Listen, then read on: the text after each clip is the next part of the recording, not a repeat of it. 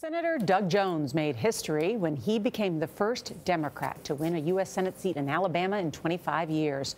Before that, as a U.S. attorney, Jones focused on righting a historic wrong, the unsolved 1963 bombing of the 16th Street Baptist Church in Birmingham. 4 black girls, Addie Mae Collins, Denise McNair, Carol Robertson, and Cynthia Wesley, were killed when they were getting ready for church. The first bomber was convicted in 1977. Later, nearly 40 years after the attack, Jones won the conviction of 2 more bombers in 2001 and 2002. He writes about the transformational process in his new book, Bending Towards Justice, the Birmingham church bombing that changed the course of civil rights. Senator, welcome. Thank you. All right, as we talked about to you earlier, our thoughts are with you and, of course, the people of Alabama with those terrible tornadoes. Well, I appreciate that very much. We're very strong, and I know those first responders and folks are responding appropriately, and everything is going to go well. Let me ask you about this book. You were 9 years old when this church bombing took place. Why did it stick with you for that long? Well, you know, I think the whole civil rights movement sticks with folks, especially in the South and in Alabama. And as you learn and you see more, the civil rights, this bombing was kind of swept under the carpet for so long. And then it came up, and then I sat through those classes and to that first trial, and it just stays with you forever. Let me talk to you about that tension, because some people say, let the past be in the past. We've moved on. Why are you picking at this? Well, because I think you have to understand what happened in order to try to prevent things from in the future. You know, we're unfortunately seeing a lot of hate-filled rhetoric these days, and we're seeing more hate crimes. And I think when people see this and we keep it to the front and people understand, we can prevent things from going on in the future. You also said that you're a white Southerner where race was not discussed in your house as a little boy. Yeah. Race was just something that is, but it was not discussed. Correct. It was just, you know, look, it was a segregated society.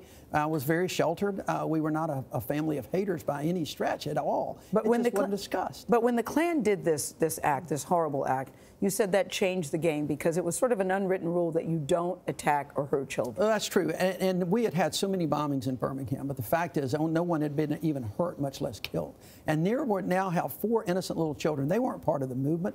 They were kids going to a worship service. That changed everything. It woke up the conscience of America, I think, when these children died, and the conscience of a Congress and a president. The title of your book reminds us of something very hopeful, that quote, and that is that the arc of history is long, but it bends towards justice. It bends towards justice, yes. Always. That was a phrase certainly that President Barack Obama used many times. Where are we now, do you think, as a former prosecutor on these crimes, where are we in terms of, is racism getting worse, or we hear more about it? I think we hear more about it. I think it's been below the surface, but we hear more about it. And what worries me more is the social media. And we are all in our silos. We only hear what we want to hear, and we talk what we want to talk. And that social media really, I think, propagates a lot of racism. Well, I also wonder, too, if the attention is it, because we're saying this is wrong. Yeah, this is wrong. But not prosecuting this person who shot a black man is wrong. I think not talking about it is wrong, too, in a very honest and straightforward way. We've seen Charlottesville, we've seen South Carolina, we've seen Pittsburgh. It's not just black and white anymore. It is also race, it's religion, it's gender, it's nationality. And so we've got to have more dialogues about this, I think, in this country. Do we need to reevaluate how it's taught in our schools, given, as you said, the role of social media and the fact that this continues to dominate headlines? Absolutely. I really think that if we just learn more about the civil rights movement, even when we were selecting a jury, there were young African-American kids that really didn't know. They really didn't appreciate and fully understand Dr. King and his legacy. I think we need to teach more about what happened and just do it unvarnished. You know, let the good and the bad come out so that people can understand. We can only go forward if we learn from the lessons of it. That's why I think your book is so important, because you really take us inside the court cases. Chambliss, you said, was a horrible, horrible man. Yes. Nobody liked him, that he was a weird dude, that he was just evil, that even his own family turned on him. Right. But the 2 that you prosecuted, Blanton and Cherry, tell us about the 2 of them and how you actually went to see Blanton in prison twice to say, okay, come on, tell us. Completely different guys. Yes. Cherry used to run his mouth all the time. He would always lie, but he made admissions over the years, and that's what really helped us get the conviction, his admissions. Blanton was more of a recluse. He stayed to himself, and we had to put the pieces of the puzzle together. And there was a tape recording that we were able to find of a discussion with him and his wife in which he admitted. I went to see Blanton twice in prison to try to give him an opportunity. I think as a prosecutor— Why did you think that was important? Well, because I think it's important for reconciliation and redemption. I kept telling Tommy Blanton that people in Birmingham, as much as they wanted justice, they also wanted to know why. They wanted to hear somebody say that they were sorry and that they maybe didn't mean to kill anyone.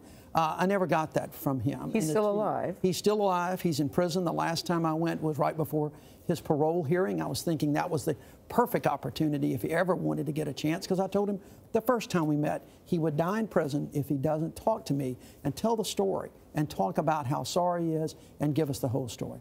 They just wouldn't do it. They have ice water in their veins, Gayle. Why was it so important? What was the biggest challenge in terms of prosecuting them 4 decades later? What's the most important thing that everyone has learned in your revisiting of this? The biggest challenge was just time. I mean, if people were dying, people were older, they were forgetting. We were trying to pull together old evidence, some new evidence from admissions. I think what people got, it was such a sense of healing. You know, I don't use the word closure for these cases. You should never close these cases. We always need to remember.